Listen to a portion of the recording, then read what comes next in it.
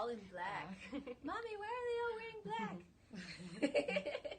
So, welcome everybody. This is the La Maison de Rouge Monday Night Periscope. And I'm Dia Dynasty. And I'm Lucy Sweetkill. And today on our show, I'm going to let her introduce herself. I'm going to let Lindsay introduce all her titles. But we have a really special guest. I've personally admired your work and the things you've posted and talked about, so I'm really excited to have you on. So Lindsay, can you tell the audience your introduction? We like to include your name, your pronouns, your work titles, as well as any self-identifying titles. Mm-hmm. My name is Lindsay Dye, and my pronouns I use are she, her. And I feel like I have a lot of job titles. I am a webcam performer. I feel like I'm known as Cakesitter. I have delved into many different types of sex work, so I consider myself a sex worker. Yeah. Cool. Yeah. And then do you have any orientation titles? I say I'm a queer person. Mm-hmm. Yeah. Good evening, people. Also, before we move forward onto this, because we forgot to give this little warning, for those of you who are new to joining us, we always do a Q&A at the end of the interview, so please write your questions down, and when we do the Q&A, you can ask them then, but interrupting the interview is not going to be the best way of going about it, and we will not show you our feet. Thank you. So the first question, I think most of us, and definitely on my mind, is how did cake sitting begin? So it's a story I've told before. It feels like a kind of a perverse fairy tale, like the way that it went down. So I've been webcamming for a little over 6 years now, and somewhere in the middle of that, people make requests, like show me your feet. Someone made a request for me to sit on and crush my cat. Oh. And this is something that Does the crushing thing happen often? Well, my thing in my chat room is my butt. Like, okay. That's why people come to my room. I have a big butt. Like, that's like my hashtag. Yes. So I had been asked to sit on things before, even like acrylic boxes, so I could put the camera up Right. And so see it smash. see everything. Yeah. Okay. And so it didn't seem like that far out of a thing. It was something that I wanted to not do, but research. Yeah. So that brought me to crushing fetishes, and within crushing fetishes that start from like insects, like stepping on an insect, to like small animals like cats or bunnies. Yeah. There were some beautiful things mixed in there, and that was when it got to like food play and splashing and wet and messy play, and that is where I found like the world of cake sitting, and thought that like this, something that seemed like grotesque and negative and like hurting another being, I could flip it and make it into something really pure and beautiful, like aesthetically beautiful. Yeah. And they still share the same concept. It's still like a life-death destroying concept. Yeah. So yeah, that's how it came about. And then it was something that I definitely forced onto my viewers in my chat room. It wasn't something that they asked for. Yeah. So, but you did have, all right, so you had this request to sit on your cat, and so you're like, before I sit on my cat, I should do some research. I'm curious if you actually sat on your cat. No, Okay. I would never. Okay. She's a presence in my chat room and on camera. Okay. And people respond to her. Okay. and I love her, so I would never. But it led you to doing research Right. about it, and then when you came across like the world of cake sitting and sort of like the wet and messy, you decided like, oh well, since I am known for my butt on my cam, here's something I'm gonna add into sort of my sort of Your repertoire. repertoire of things. Yes. Okay. And, And something it's- that I could offer. Right, Yeah. and that it was enjoyable and not like a danger to any other animals or Yeah. beings. Right. Yeah. Right. Exactly. Yeah. Cool. So what was the first pastry thing or cake you sat on? Well, at first I was buying them, like buying them already made in the bakery, and became like really attached to how the baker treated this object.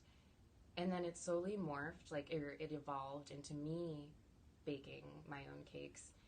And I wanted to see the experience from start to finish. I wanted to also have creative control over the object I was using. I wanted a color palette. I wanted a lot of layering so I had material to work with. Yeah. There were things that I learned along the way to where now I'm baking every other day. I'm making like 6-layer cakes with like Whoa. mirror glazing and cherries and fruits, and like they're very elaborate now. Do you focus on making sure they taste good too, or is that not the biggest concern? Oh, it's more of an aesthetic thing. It's an aesthetic thing. An I don't aesthetic taste. thing? Literally. I'm sorry, I didn't do. Don't be sorry about that. There's so many cake puns. I love More will puns. come up. Okay. But I don't taste them. I don't. But the thing that's missing in my chat room when I sit on them is the scent.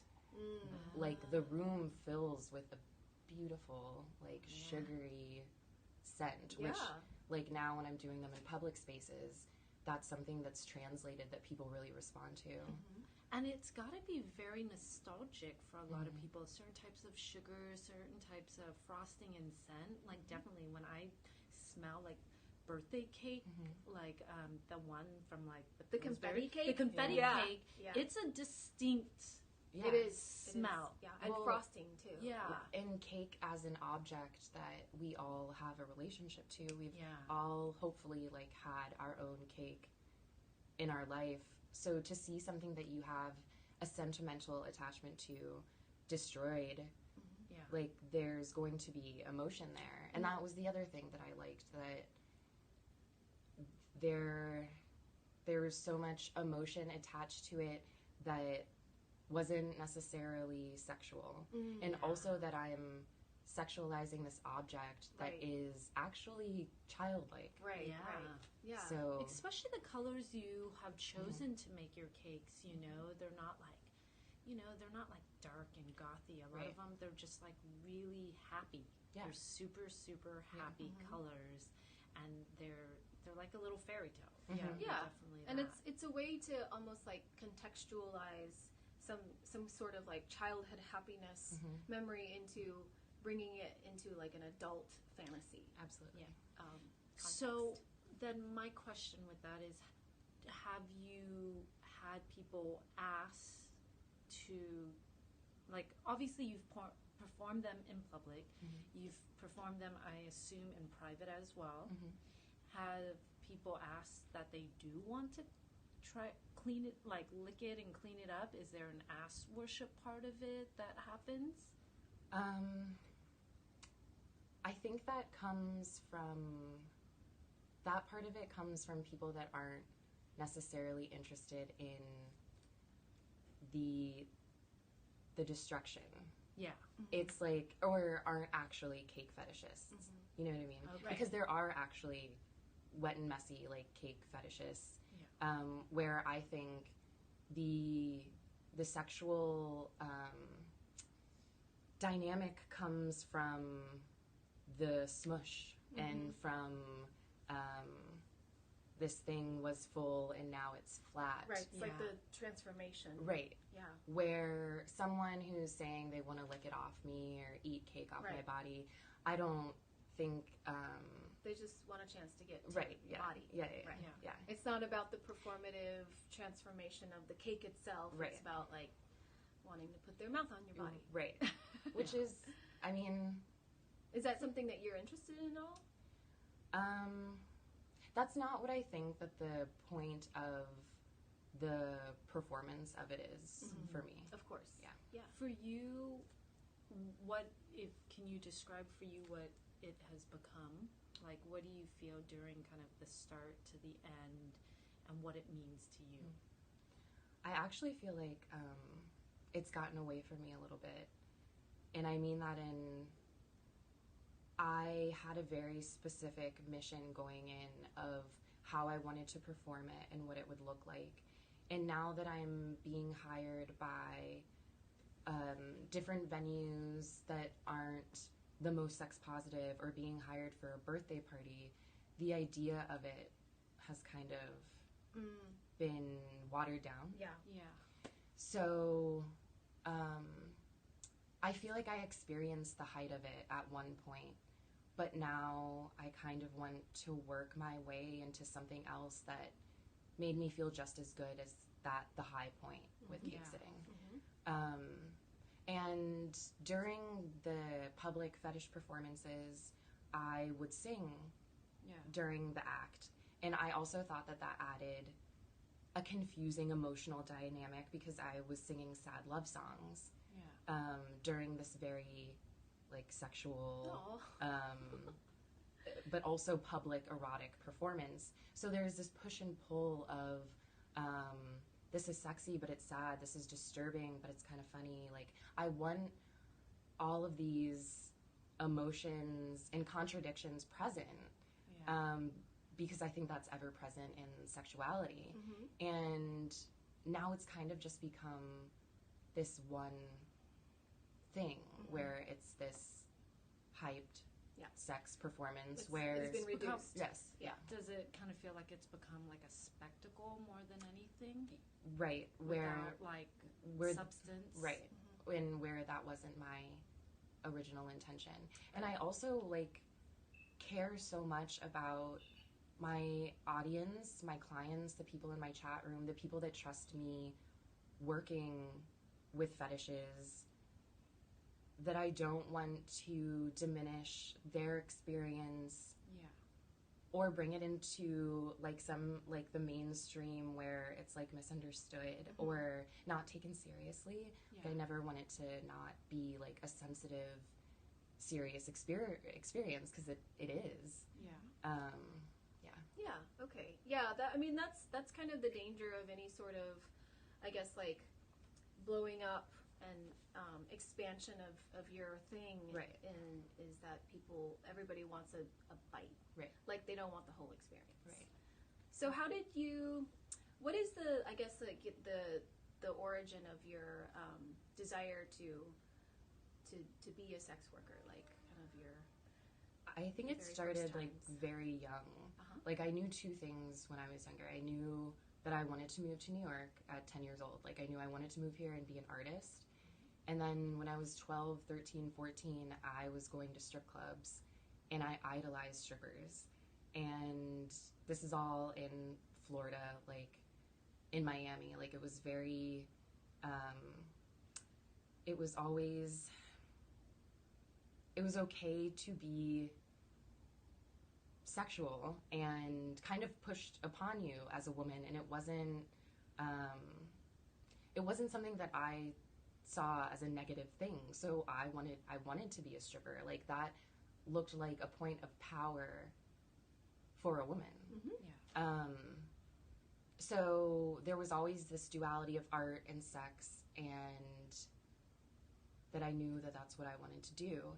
And I remember like 18, 19 being paid for sex but not asking to be paid.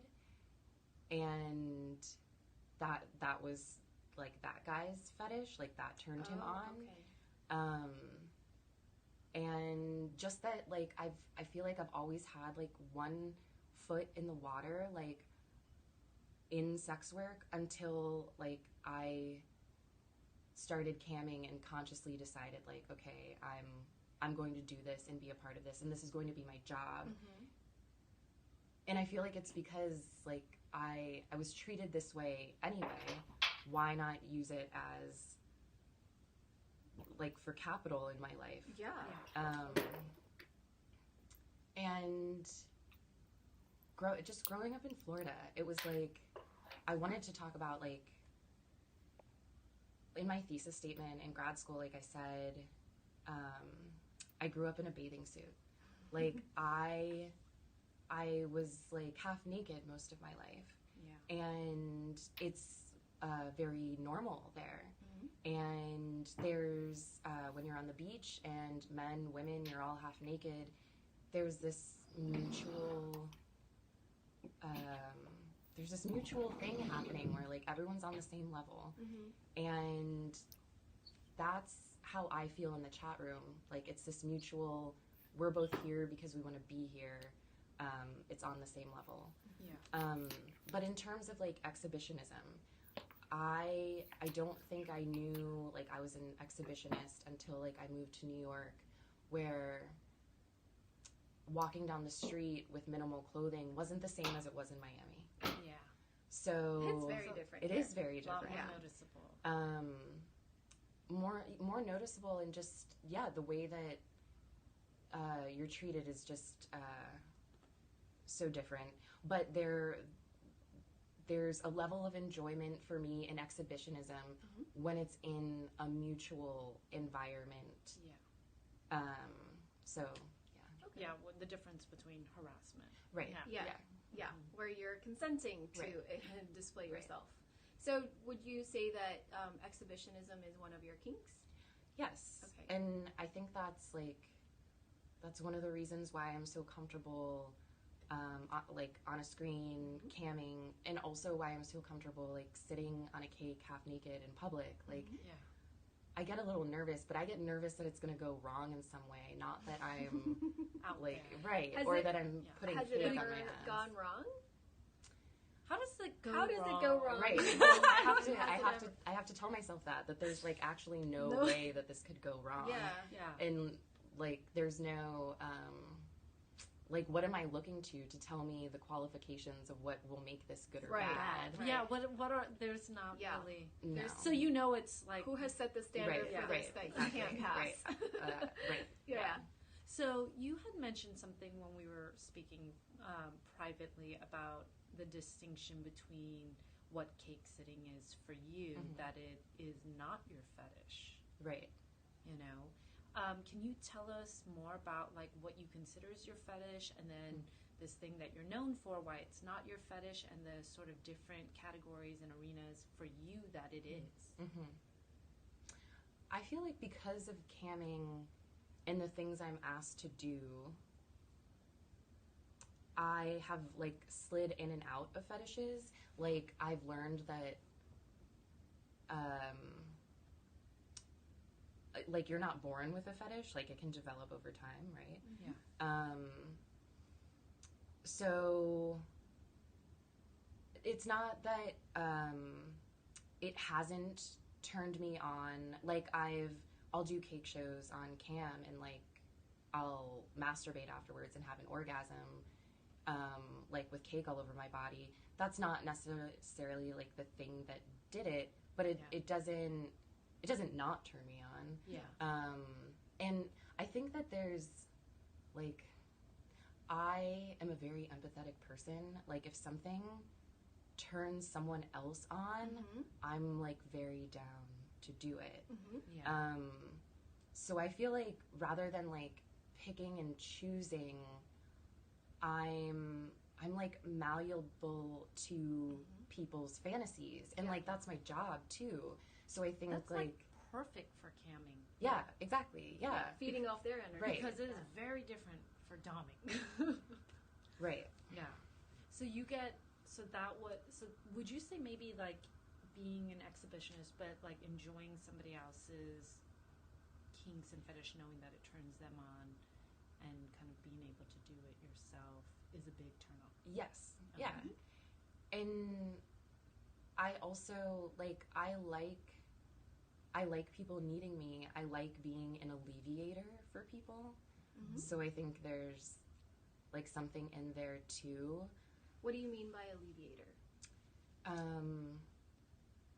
I think that people, sexuality weighs so heavy on some people, and they don't know what to do with what turns them on sometimes. Mm-hmm. And like, you could tell me anything and I wouldn't judge you, and I'd figure out how we can make it work. Right.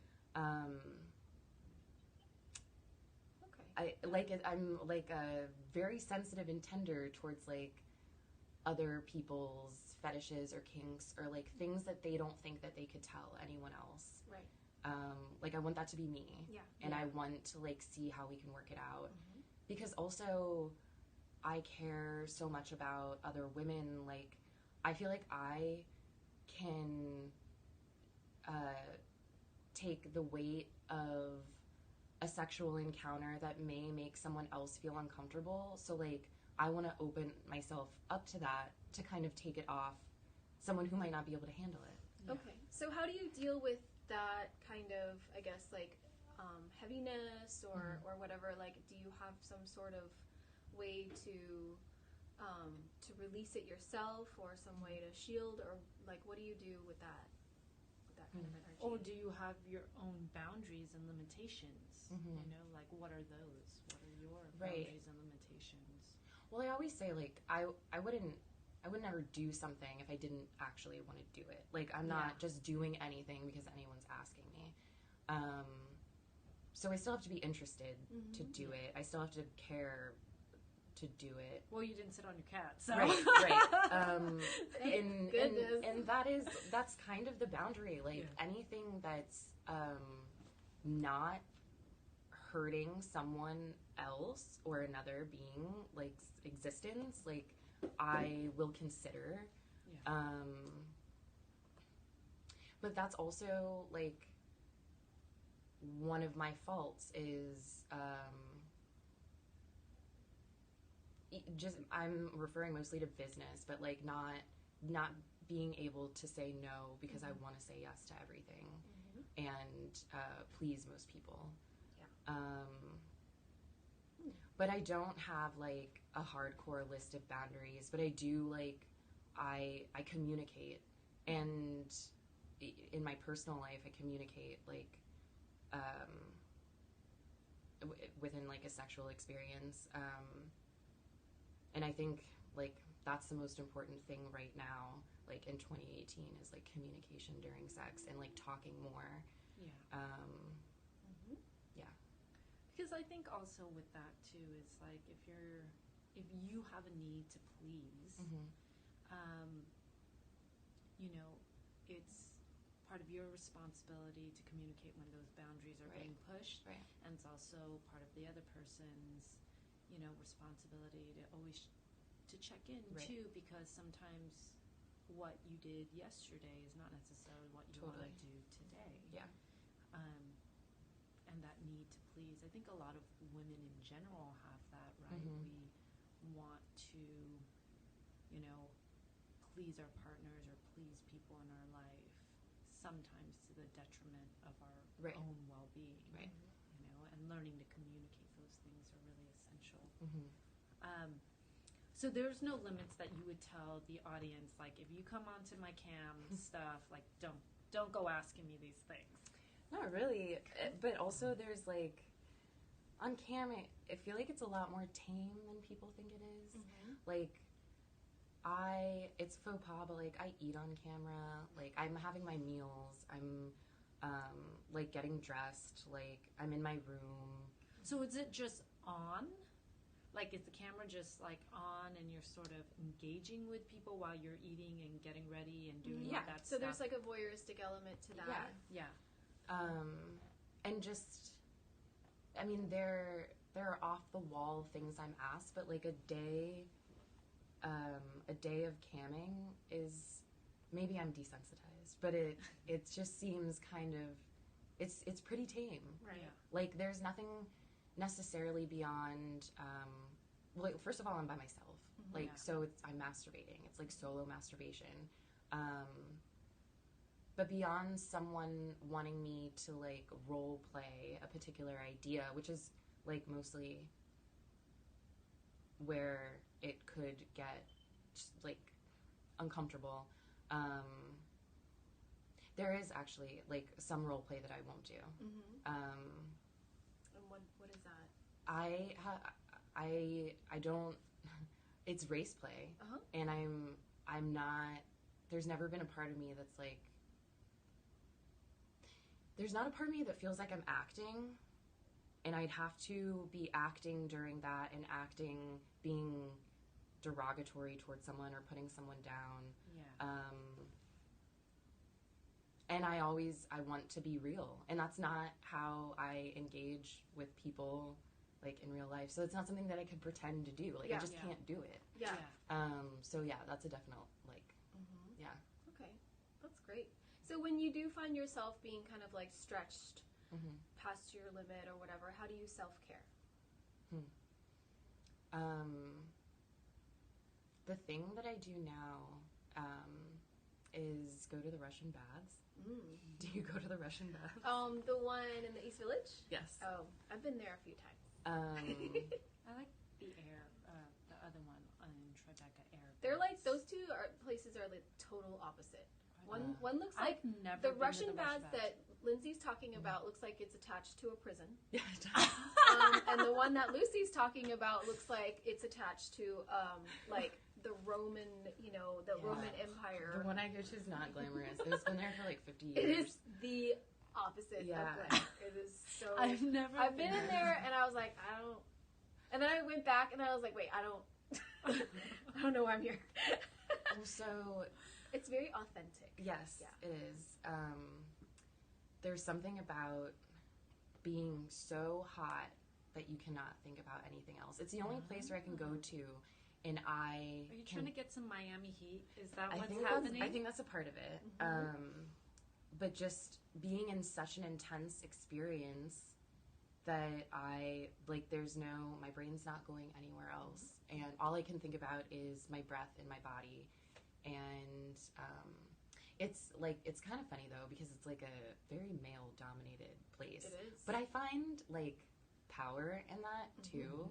Like, I'm usually one of the only women there, and in over 200 degree rooms with these men, I feel like we're on the same page. Like, it's again like this mutual setting where you're half naked. Yeah, it is like a repeat of Miami. Like, I'm trying to infuse into my New York life. Your comfort zone. Would you say Miami was very like your how you grew up and everything like that was very sex positive, or was it just more that it was normalized to, like, they didn't see, there was no, like, it wasn't necessarily actively trying to be sex positive, it was just the fact they just didn't see sex and the body as something like bad. It was more body positive. Right. Yeah. Yeah. I think that's it. That it was body positive. Okay. And when I started having sex, my parents only found out because my mom went like through my backpack and found birth control. At least you were on it. And that's what I wanted to say. Like, you should have been like, go you for seeking out birth control. Like, high five, Yeah, good job, lady. But yeah, sex was like never really, like, we didn't really talk about it. And I had two brothers and like found their porn, and it was like, it sucked because I knew that they were allowed to do things I wasn't allowed to do. They were allowed to look at things that I wasn't allowed to. And that's the setting that I don't like, where, again, like, men are given this privilege, or they're able to do something that we're not able to, yet they're looking at us.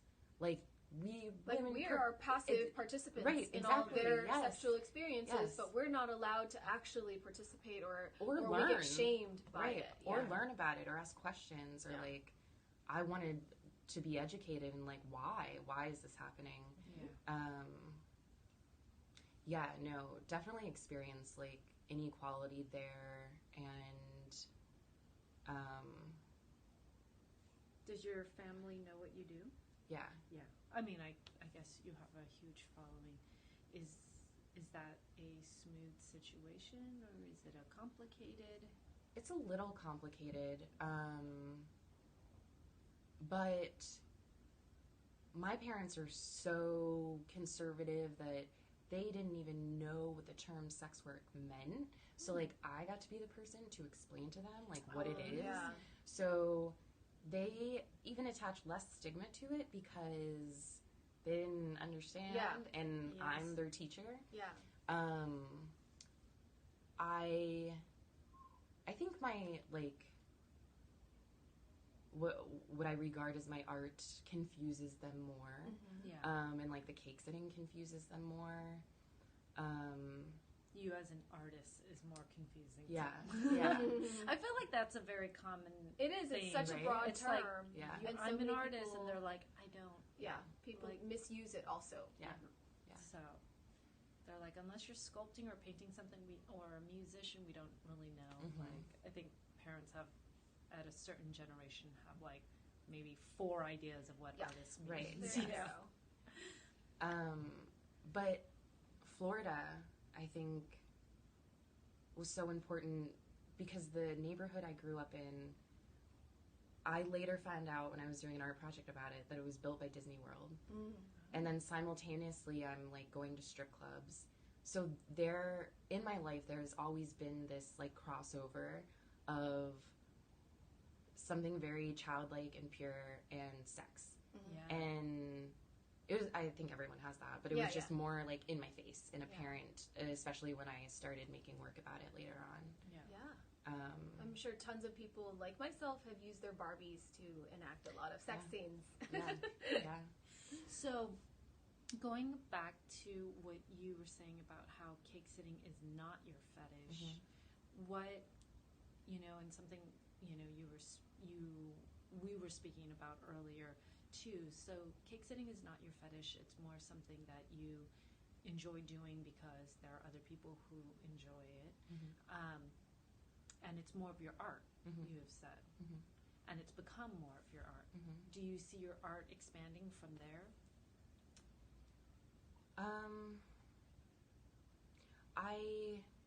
I've thought about like other realms I could go into,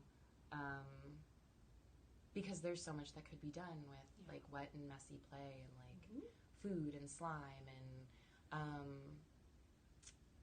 but also I've made the work about camming, I've made the work about cake sitting. Like I could have never imagined that I would have done this, so I like to think that the next thing I do, I can't imagine it right now. Yeah. Oh, You know what I mean? It just has to maybe manifest Right. organically. Right. Okay. And and there's just a story unfolding. Like I know that something will happen next based off of my job. I have no idea what it could be. So, going back to when you were talking about having a connection with your audience and really caring about them as people and not really like treating them as just like whatevers, and then wanting to help alleviate certain kind of like tensions against our social constructs and everything, gender roles, whatever. Do you have any personal insights about, I guess, like how you've cultivated these relationships with certain members of your audience, or about yourself, as you keep like evolving into a more, I guess, like feedback loop with your audience members? What would be the question? Just kind of like, I guess, insights about relationships or yourself right. in general, as you get more into this. Just to be, and this goes along kind of with like advice I would give, like to be unwavering in what you're doing. And kind of goes back to like my parents not being totally comfortable, or whoever telling me it's not a good idea. I have been unwavering. Like this is my job. It took me a long time to say that this is going to be my job. Like I went back and forth. I think the not going back and forth, giving yourself that title and treating it like a business and like being serious. Like, I'm very serious about it, and I work every day, and I'm there for people every day. And I think that's why I've been able to maintain these relationships and that people support me, is because I'm there every day. Yeah. And like, I'm there every day because I care, not because I have to be. Yeah. Yeah, that's really great. Like, they can almost rely on you. Right, exactly. And in the same way that I rely on them, if I didn't have them, I wouldn't be able to have this as my job. Yeah. It's circular. Like, and I just think like genuine, like just being genuine and honest and caring, like, gets you a long way. It you does, know? yeah. It really does. It Yeah. does. So what do you see the future of kind of, first off, what do you see the future of like cam work? Because cam is something that's in the realm of like just online sex work, like has become almost like the new pornography. Yeah. So what do you see the future of like camming as well as your cake sitting and like fetish play? Like, what do you think is going to happen in the next few years in general for these industries? Right. I guess I have fear surrounding all of that like a part of it is like trendy right now. Like, there's certain parts of sex work that are trendy, or trending. And I'm on a panel on Wednesday that is talking about this, what is the future of sexuality and camming. But they're talking about it more from a technological point. Okay. So, like, they have someone on the panel that is talking about virtual reality and things like that. Whereas I think if you're camming every day, your relationships go a lot deeper, and it ends up with meeting someone. Like, it's all the road has always been, I meet this person, and years later, or I meet them online, and then years later or months later, I'm meeting them in person. So I feel like camming is an entry point, but it's not everything. Like, it can't be everything, because the interaction is limited, and some people want that. But if you want to keep working, at least in my case, like, I've had to venture offline and meet people to make more money than being online 8 hours a day offered me. So financially, it's kind of the alternative of like what Backpage was now. Or phone. Right, or phone like sex. a night flirt type thing. Yeah. It's great that it's there, but I feel like it's almost an intermediary, or like the medium in which like it goes back to in-person work. Do you think it's just been oversaturated, or do you think people are missing that in-person connection because we've gotten through social media, through all these ways we've gotten so impersonal, Right. that it's sort of kind of looped back around, like, here, we're going to start off on these semi-impersonal ways to, like, hopefully have that in-person touch? I think that's there. I also just think when you get attached to someone on the internet and it's an option to meet them, You take it. yeah. Interesting. I don't really know this so well. So, is that option available more times than not? Or, I mean, I know it's different for everybody. But I'm talking about right. like as far as your community and the people Yeah. that you know, like, is everybody available for that option? Well, actually, it's like something that we probably shouldn't even be talking about, because Sesta Fosta Right. has attacked sites like the one that I work on. Every cam site, you're not supposed to offer in-person meetings, and it says clearly, like, this is not an escort site. Yeah. But then, so that stuff maybe doesn't make it onto the cam. Right. It's not going to be something that's happening like in a public chat room. It's happening behind the scenes or in private messages, and that's how you're getting that work. Yeah. But it's not something that is allowed to be advertised anymore. But that was a huge moneymaker, was raffling off dates. You're not allowed to raffle off dates anymore. So that was a Right. you can raffle Yeah, dates. but if Like, there's tick, tick, tick, tick. if there's any there's certain phrases that the site is monitoring where if they're used by anyone on the site, they'll automatically kick you off and like threaten to ban your account if you use that phrase again. And it's like just using the word meat. Right. Yeah. Yeah. Oh, I see. How about you said, do you want to meet my cock? I don't know. I think all my I think strap-ons. the word meat is still in there unless Yeah. you change it to MEAT. I was just thinking. Yeah, that's what I'm saying. Who knows the difference? How about Right. you're like, here's my meaty cock. Yeah. Yeah. Where is this gonna come up? I'm gonna leave my cock at the park at 5 o'clock. Code words. We're good at code Yeah. words. So how about the future of cake sitting and your cake sitting, that type of work? Where do because I remember reading something where you were talking about how there's all these people who are sort of imitating or doing a lot of these like cake sitting performances now after seeing a lot of your stuff go out there. Yeah. How does that feel? And where do you think that's going to go? Right. I know that can be complicated. I mean, in all honesty, like it kind of hurts. Yeah. It hurts because it comes from such a personal place, and it comes from a very particular experience in that, like, I want everyone to have their experience to make whatever work they want to make. Yeah. But that's even biting my own words, because someone can have an experience with me and then make work out of that.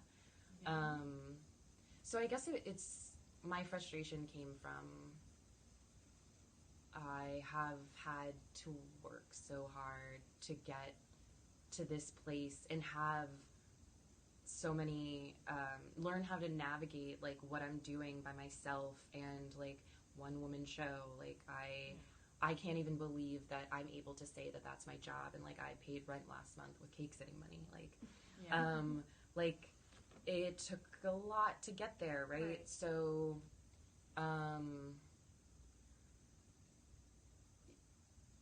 yeah, I don't necessarily want to see other people's interpretations of it. Like I too want to see something new and different. Yeah. And not an iteration of something that I do necessarily. Right. Yeah. But I certainly didn't invent it. I don't own it. It is a very real fetish that people have, and I guess I would want that sensitivity towards those people to be maintained and it not be like a party trick. Yeah. You know what I mean? Right. Definitely. Yeah. Or a get rich quick type of thing. Right. We want to open it up to those who have any questions. Sometimes people do. Polite questions, please. And in the meantime, we'll ask Lindsay a fun little question about her vices and virtues. Wait, I think I wrote something down. Oh, there you go. Oh, well, I kind of talked about them. My vice being smoking, and that I say yes. Probably, I overextend myself more than I should. And the virtue just being like unwavering in what I'm doing, and like having the utmost confidence in myself. And I guess I learned that like if you call yourself something, if you give yourself a title, like who Stand in it. you can literally give yourself a title. Yes. And Yes. as long as you live up to your title, you can be that. Yeah. Yeah. A viewer asked somebody asked if you ever have gotten a UTI from cakesitting. That's like the biggest question I get asked. Really? Yeah, it is. Wow. Like my DMs are flooded with Does DMs and yeast or with Like yeast infections and UTIs. Oh, right, yeah. Yeah, I do get them. My doctor said that if I come in one more time, she's sending me to a urologist. Oh. So it's actually like kind of serious. There's But no it's- way around it. Yeah, so it's definitely from the Yeah. sugar Cakesitting, and all that stuff. And like after performances, like I'm not at my house. Like I have to get home. There's like a delay. Do you keep baby wipes with you? I don't, just because if you saw the mess, Yeah. you'd just be like, baby There's- wipe. yeah, It's not there's gonna no do way. anything. It's like a whole thing. Yeah. But also it's like sex. I have told people before, like pee right after, and like Yeah. you should be okay. But yeah, it's a problem. Have you ever sat on a multi-tiered wedding cake? No, but that's like the other biggest thing I'm DM'd about is, will you make my wedding cake? Oh. Yeah. So I hope one day like someone is serious and I can make someone's Yeah, I wedding cake. think it's so wonderful that you're taking your craft Yeah. and you're really embracing all the elements and components of what goes into it Yeah. and making the cake beautiful. And Maybe on my wedding, I'll hire you to make the wedding Please. cake and then sit on Yeah. it. I have a question. Yeah. Have you ever made a butt-shaped cake? No. Okay. Okay, so no, have you? Only classic Okay. shapes, yeah. Okay. Yeah. So I was like, did you make a shape of your cat and then No, sit my on gosh, it no. for the client who But has to? you know, there are erotic cakes. Like Yeah. people make. There's erotic bakeries. Yeah, I've just seen like the cakes penis and ones yeah. for Are- bachelorettes. Are they actually? There are actual cakes that you can eat that are in the Mhm. shape of something Mhm. like erotic? Yeah. sexy. Okay. They're not like Yeah, for because- other purposes. Yeah, I went to my I don't think friend's so. my friend's bachelorette, and her mother got her a ginormous penis shaped cake with a little white cum Oh my coming gosh, out of it, wow. and I was just like, she was like, everybody stand by the cake, and we're like, Everybody lick the cum.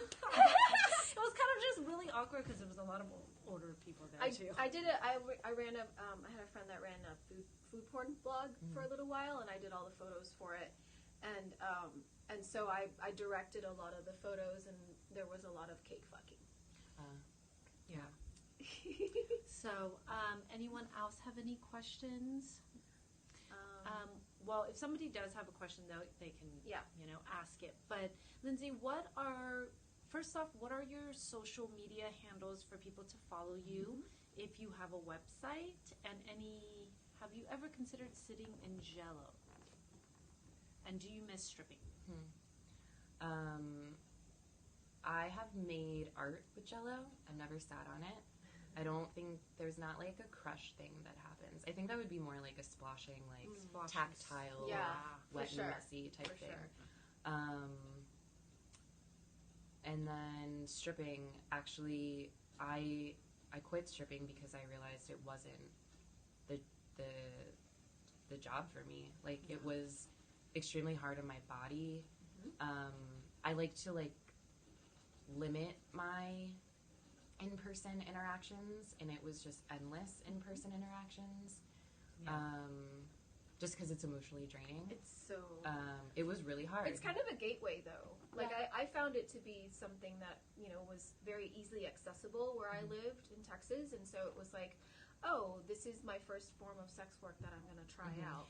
I feel And then like it led me down strip camming is the new gateway. Yes, I agree. Stripping Yes. used to be It's that way gateway. more accessible, Right. And now cam camming now. is And stripping yeah. is even less accessible because once you step in, you already owe the house and everybody that works there, like DJ, Yes, like yes, $500. absolutely. Yeah. And while campsites like take a huge cut, Right. like there's safety and distance, and Yeah. with learning about how all of it works. Yeah. So I would say like I always wanted to be a stripper, but like camming was where I dipped my toe in and was like, okay, I can do this, and then tried stripping, and then kind of reverted back because it's just more intense. It's like 100 times more intense. Yeah. Yeah. Yeah, I feel like camming has become the new thing. Yeah. A lot of people do. So social media accounts, websites, and then any performances or events or talks you're doing that you want people to know about and possibly go to. My only social media is at Dye Lindsay, DYELINDSAY, On Instagram. Right. Yeah. I'm on a panel on Wednesday.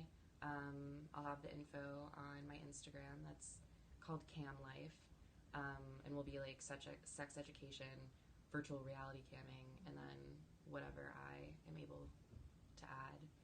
And I have projects coming up, kind of like to end this time of me cake sitting. I'm not sure when it'll all like commence, but photo, video, and sculptures that I've made that kind of tie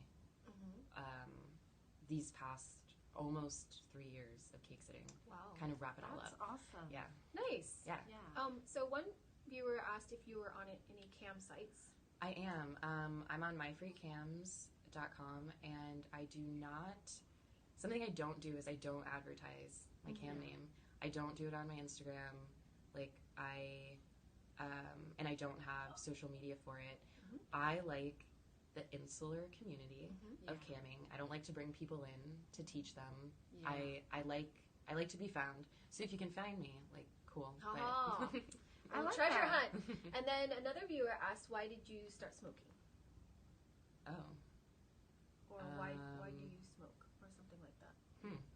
Why did you start smoking? I guess I mean, for whatever reason. Yeah. Right? You're around people, right? And if I you think it don't was feel that very like reason. answering anything, then don't. Yeah. You don't feel like you have to answer anything. Just say pass. Started because it felt good, obviously, and was like given to me by a friend, and started out hardcore, like Newports.